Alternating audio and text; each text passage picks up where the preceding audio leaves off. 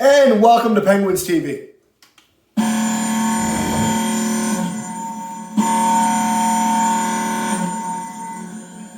Well, guys, huge Penguins win tonight. I said the other day after we won that game that I think it's important for the psyche of the Penguins to win 2 in a row, as we've gone 2-10 in our last 12 playoff games. Since we won the Cup in 17, we lost in the second round in 18 to the Capitals, and since then we got bounced in the first round by the Islanders. We got bounced in the the Islanders, and then we got bounced by the Habs last year in the qualifying round. So it's been a tough go since that Cup, which is almost 4 or 5 years ago now. So we won again tonight, 5-4, ridiculous game. Let's cover it. It was wonderful to watch. If you're an Islanders fan, I'm sorry, man. That must be a heartbreaking loss. But I know I enjoyed the game. I'm certainly glad we won. It was fantastic fun. Let's get into some team stats here, and let's give you some ideas about what I thought of this one, okay? First things first, team stats. New York Islanders outshot the Pittsburgh Penguins 30-27. Hits, no surprise there. Islanders 46, Penguins 29. Face-offs, 30 for the Islanders, 27 for the Penguins. Power plays, 1 for 4 for the Islanders. So that's the Islanders' first power play goal this series on 9 attempts. I'm actually happy with that. I don't mind giving up 1, as they were 0 for 5 coming into tonight. 1 for 4, I don't love it, but 1 for 4 I can handle, and 1 for 9 in the series I can handle all day long. That's great. We were 1 for 2 on the power play, which is good because I think we were 0 for 6 coming into tonight. I think so. 1 for 2. Our power play was good. Our penalty kill was okay. Penalty minutes, we had 20, they had 16. If you didn't see it, I don't know if I've ever seen this before, but both first lines, all 5 players from both first lines to the box in the third period. There was a huge scrum down at the Penguins net. Crosby, Rust, Gensel, Dumoulin, Letang on the other side, Palmieri and Leddy and 3 other guys all in the box.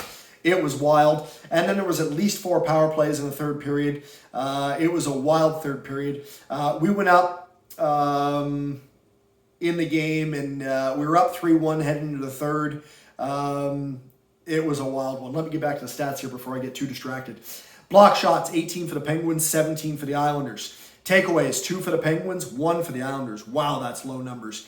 Giveaways, 14 for the Islanders and 4 for the Penguins. That was the difference in the game, most likely. Evgeny Malkin was back. I don't know if you can see it. I wrote it here. Malkin is back, and he was huge. The Gino effect was the difference. How? Well, putting Gino on the second line enables you to move McCann down to the third line with Carter. And Jared McCann and Jeff Carter on your third line with, in this case, Frederick Gaudreau, is a pretty damn good third line. Okay? Second line, Zucker was great with Malkin and Kapanen, and things look good there. So that was the team stats. Now let's get into, let's see here. Let's get into play-by-play here and cover, see if we can find what I'm looking for here. Let's go goals. And let's go goals. Okay. So in the first period,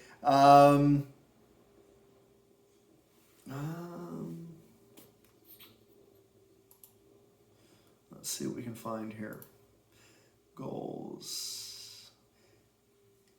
No, I don't see what I'm looking for. That stat pack. That's okay. That's no big deal. We'll find out what I'm looking for here.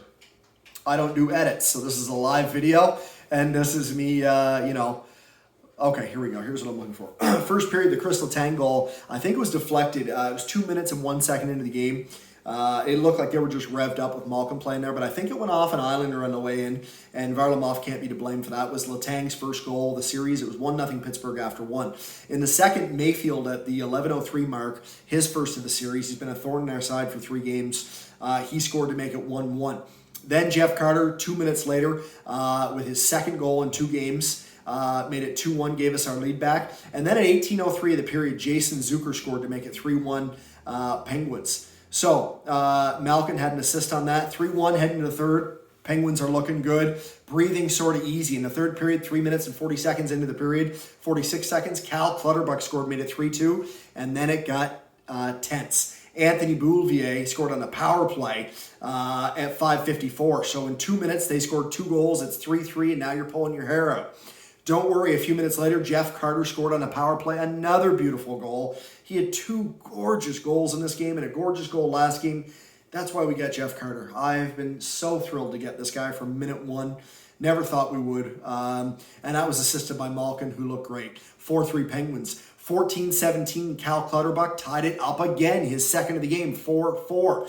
16-24, Brandon Tanev with the winner, knocked it out of midair. Gorgeous goal from Sidney Crosby. You'd be hearing, oh my God, Sidney Crosby's hand-eye coordination. Well, oh my God, Brandon Tanev's hand-eye coordination. That was the eventual winner, 5-4. 4 goals going into the third, 9 goals in total, 5 in the third period. Lines in the box. It was a crazy third period. It was highly entertaining, just a wonderful, wonderful, wonderful game. 6,800 people in Nassau Coliseum in Brooklyn, and it was just wonderful. It was an absolutely joy to watch. If as an Islanders fan, I don't know if you'd say it was a joy to watch because you lost, but if you could be objective, it was a wonderful, wonderful, wonderful hockey game to watch. It was fantastic. Let's get into the box score. Okay, Pittsburgh Penguins box score. Fourth line, of course, is Teddy Bluger, Zach Aston Reese on the left wing, and Brendan Tanev on the right wing. Zach Aston Reese had no goals. He had an assist. He was +1, 2 shots, 2 block shots, 1 hit, 25 shifts, 16, 19 in ice. I love it. Mike Sullivan it's almost like he's listening. I've been saying I want minimum 14 minutes for the fourth line, and the more we roll our lines and the more we play that fourth line, I like the outcome. I haven't looked at the other ice times yet, but I love what I'm seeing here from the fourth line. 7 seconds of that 16-19 was on the power play, and 3:36 was shorthanded. Okay, Teddy Bluger, the center on that line, no points, +1, 1 block shot, 2 minutes in the box, 4 hits, 22 shifts, 13:56. That's fine. I can handle that. 13:56 is great for the fourth line. 7 seconds on the power play. 1:57 of that was on the penalty kill. Our right wing on that fourth line would be a man named Brandon Tanev, who scored the winner. 1 goal, no assist, +1, 3 shots, 8 hits. Okay, 21 shifts, 13:26 in ice time. No less than that. I like it. No less than that. 7 seconds on the power play, 2:32 of that was on the penalty kill. Let's get to the third line. Wonderful third line with Jeff Carter at center, Jared McCann on left wing, and Frederick Gaudreau, who was playing too well to take him out of the lineup on right wing. Evan Rodriguez was the man who came out with Evgeny Malkin coming back into the lineup. Okay, Jeff Carter was wonderful again. His worst game as a Penguin by far was game 1, but his last 2 games has he ever been good. Okay, he had 2 goals, no assists, +1, 2 shots, 1 block shot, 1 hit, 29 shifts for 19:51 in ice on the third line. I love it. I want him to play at least 16 minutes a game. 19:51's a little on the high end, but I don't mind it. Doesn't bother me. That's okay. It's a little higher than I'd like, to be honest, but it's fine. It is what it is. 1:34 on the power play, 3:51 on the penalty kill. He plays in all situations. 19:51, a little higher than I'd like, but hey, what a great game. Well done, Jeff Carter. His left winger, Jared McCann. No points, +1, 1 shot, 2 block shots, 2 minutes in the box, 1 giveaway, 19 shifts for 12:44. That's a little light. I would like Jared McCann at no less than 14 minutes. 12:44, it is what it is. He had 57 seconds of that on the power play. Our right winger on that line is a man named Frederick Gaudreau. 1 assist, +1, 1 shot on goal, 2 hits, 19 shifts, 13:58 in ice time. That's fine. 41 seconds of that was on the penalty kill. Let's go up to our second line. Evgeny Malkin was wonderful again. Evgeny Malkin, no goals, 2 assists, -1, 2 shots on goal, 2 block shots, 1 hit, and he was digging. I like what I saw. 17 shifts for 12:10 in ice time. It's only his first game back, so 12:10 in ice time, I'm fine with that. He had a great impact on the game. He was wonderful. 1:33 of that was on the power play, 1 second on the penalty kill.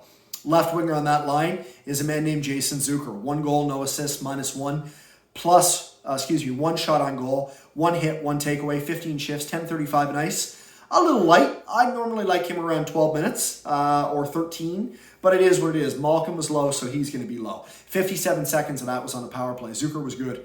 Our right winger on that line is a guy named Kasperi Kapanen, number 42. No points, -1. An uneventful game. for Mr. Kapanen. Sorry, I'm yawning after talking, doing play-by-play here for 4 hours on Twitch.